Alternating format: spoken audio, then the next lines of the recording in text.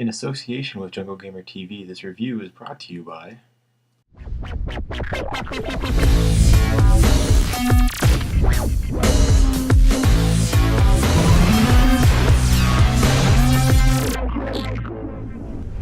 I now see my true enemy. He waits for me in the void, wielding powers I cannot imagine. I go to face him, having renounced everything. My humanity, my identity, the man I love. But I will not face this enemy alone. I am the Swarm.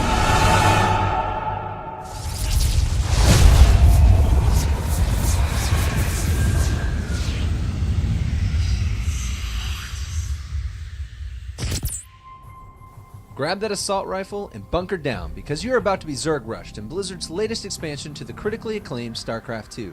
Heart of the Swarm, Blizzard's second in what is presumed to be a trilogy of the RTS hit, picks up where Wings of Liberty left off, this time focusing on the story of a longtime villain, the Queen of Blades, as she heads out on a trail of revenge and destruction. Focusing more on the narrative, Heart of Swarm gives some much appreciated depth to not only the Zerg lore, but to the StarCraft universe as a whole. But can this title really carry the series forward, or will it fall under the weight of expectation? Well, let's take a look and find out.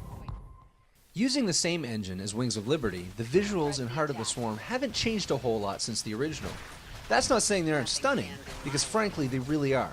What has improved, however, are the animations for the units, which now seem much more complex and detailed compared to its predecessor.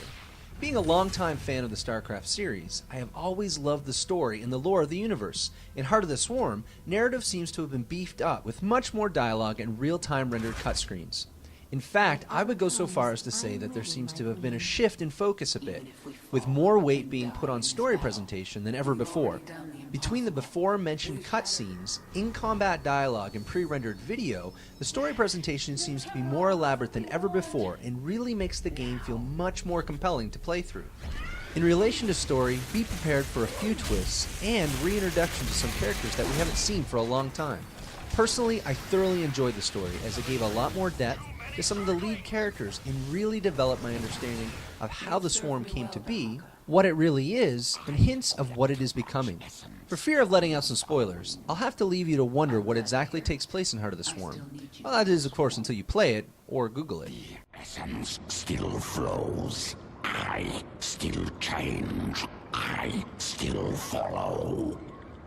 That's all there is to say. Now it's time for action. To complement narrative presentation, Blizzard has added and buffed up the RPG elements in Heart of the Swarm. Heroes play a much larger role in this expansion, much in the same way that Warcraft 3 used heroes to really personalize the story. There were several missions that relied on your use of the hero unit to complete objectives, and in many cases even defend your hive cluster. There were even a number of fights where your hero would face off against a boss unit. It felt a bit more like Diablo than StarCraft, to be honest, but it was really a nice change of pace. The only struggle I found was that I wanted to play it like Diablo, which had me stumbling over the controls a bit, until I finally got the hang of it. As much as I enjoyed this concept of hero-focused gameplay, and loved the missions associated with it, there was a concern that I really wasn't going to see any epic battles with massive armies clashing on the fields of war. Thankfully, those concerns were dismissed, as Blizzard did an excellent job of juggling the two styles of combat. As a result, I felt the playthrough offered a nice, balanced experience.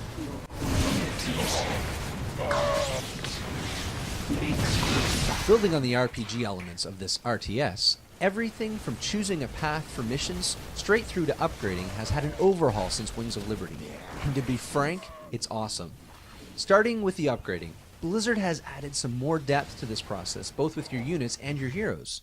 In the case of the units, this expansion brings with it the introduction of evolution missions, which allow you to play a mission where you can use two different forms of an upgraded unit. So for example, with a Zergling, you have the opportunity to try out both the Raptor and Swarmling variation.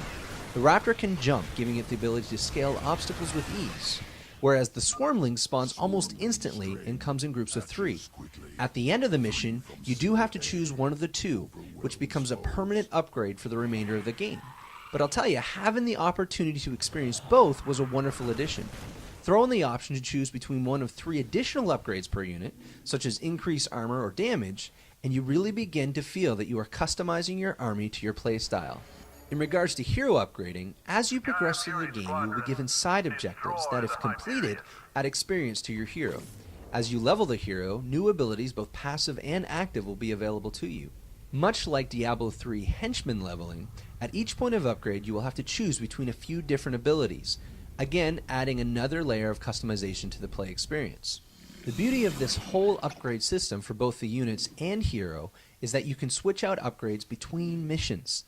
This allows you to switch things up when you come up against a particularly tough mission.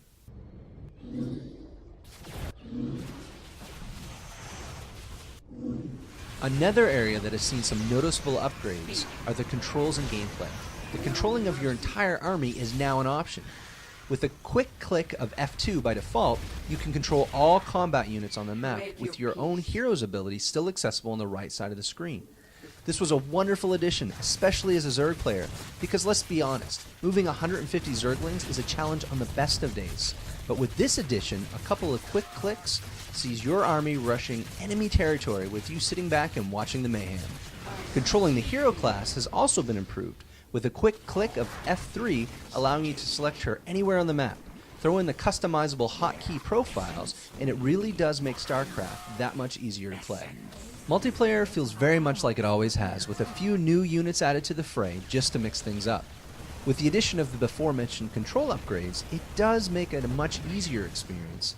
But as with Wings of Liberty, none of the upgrades from single player carry over, so it feels very much like a traditional RTS experience.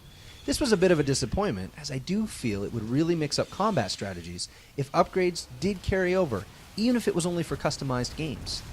But at this point, it doesn't seem like this is something Blizzard is moving towards. At the end of the day, if you're a StarCraft fan, Heart of the Swarm is a must-have. It not only continues the story, but introduces some fresh elements to mix things up. If you're new to the series, Heart of the Swarm may feel a bit overwhelming at first, but Blizzard has done an excellent job at easing you into the experience and filling you in on what you've missed. If you're interested in picking up Heart of the Swarm, head on over to GamingDragons.com.